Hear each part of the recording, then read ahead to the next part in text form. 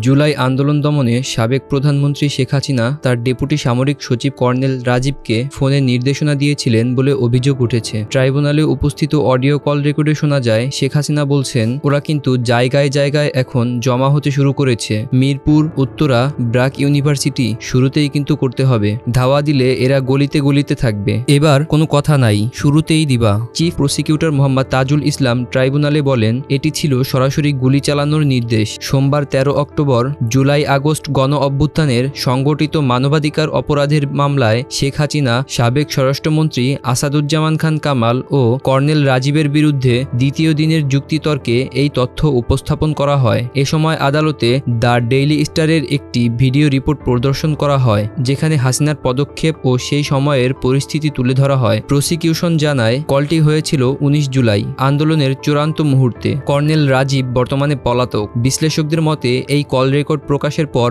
রাজনৈতিক অঙ্গনে নতুন আলোচনার ঝড় উঠেছে।